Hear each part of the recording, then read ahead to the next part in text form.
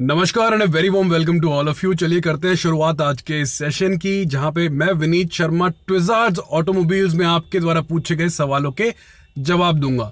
Being updated इस channel से question आया है कि इन्होंने Tiago XZ plus 2018 model book किया था 29 दिसंबर 2018 को, और अब जब ये अपनी गाड़ी मांग रहे हैं तो डीलरशिप इनको 2019 का मॉडल दे रहे हैं। इससे इनको कोई आपत्ति नहीं, लेकिन प्रॉब्लम यहाँ है कि जो 2018 का मॉडल था उसकी प्राइस कम है और 2019 का मॉडल जो था उसकी प्राइस ज़्यादा है। तो ऐसी कंडीशन में इनको एक्स्ट्रा पे करना पड़ेगा। अब वो क्या कर सकते हैं, क्या ये सही रहेगा या गलत रहेगा, ये जानना चाहते हैं। तो दोस्त, सबसे पहले तो अगर उनके पास 2018 का स्टॉक नहीं है तो आपको दे ही नहीं पाएंगे। तो अगर ऐसा कोई कमिटमेंट आया है कि 2018 का उनके पास स्टॉक पड़ा है, वो कार उनको देनी है, तो पहली चीज़ मैं ऐसा मानता हूँ कि डीलरशिप की रिस्पॉन्सिबिलिटी है जो कमिट किया जाए वो डिलीवर किया जाए। तो अगर आपको 2018 का मॉडल नहीं मिल रहा, वो गलत है डीलरशिप के पार्ट पे, लेकिन अब समझते हैं कि क्या होना चाहिए और आप क्या कर सकते हैं। देखिए, एक चीज़ एकदम क्लियर है कि डीलरशिप के पास अगर 2018 का मॉडल नहीं है तो वो दो ही कंडीशंस में आपको 2018 का मॉडल दे सकती है, और वो दो कंडीशंस ये है, या तो किसी और डीलरशिप से उनके एरिया में वो गाड़ी मांगे और वो गाड़ी लाके आपको दे दे, या फिर वो चेक करे टाटा मोटर्स के प्लांट में कि वहाँ पे गाड़ी अवेलेबल है या नहीं है।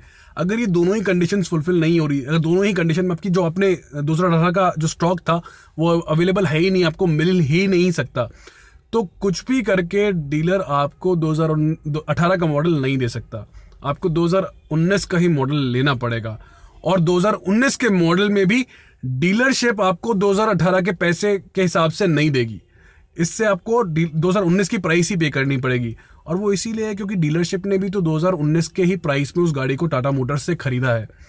तो आप को लेना तो वही वाला मॉडल पड़ेगा, आप 2019 वाला ही लेना पड़ेगा, आप 2018 का नहीं ले सकते। हाँ, आप एक चीज़ डीलरशिप को मनवाने की कोशिश कीजिए कि जो भी स्कीम्स आपको बताई गई थी, 2 दिसंबर में बहुत सारी स्कीम्स चलती है, तो स्कीम्स जो भी है वो स्कीम्स वो अप्लाई करे आपके इस पर्टिकुलर 2019 वाले मॉडल पे भी, और उनके साथ आपको में भी नई कॉस्टिंग है, थोड़ी सी ज़्यादा पड़ेगी आपको। अगर 10-20 हज़ार रुपये एक्स्ट्रा कुछ पड़ जाते हैं उसके हिसाब से आपको मिलता है, तो मुझे लगता है आपको गाड़ी ले लेनी चाहिए, क्योंकि आपको नया स्टॉक भी तो मिल रहा है। तो थोड़ा सा कॉस्ट एडवांटेज आप डीलरशिप को परसुएड कीजिए कि हाँ यार, आपने गलती तो करी है, मुझे वादा कुछ और किया था, आप नहीं दे रहे हैं, तो मुझे कुछ कॉस्ट एडवांटेज तो दो, डिस्काउंट्स तो दो।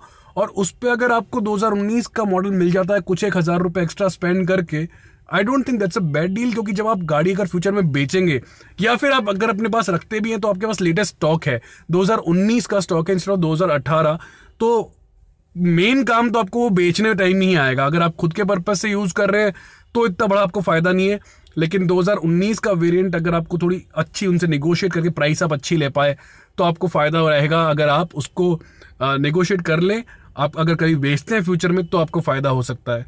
अदरवाइज डीलरशिप के पास कोई ऑप्शन नहीं है, जो 2 ऑप्शन मैंने गिनाए उनके अलावा, कि वो गाड़ी ले आए। अगर वहां से नहीं मिलती है तो डीलरशिप आपको 2019 का ही वेरिएंट दे सकता है।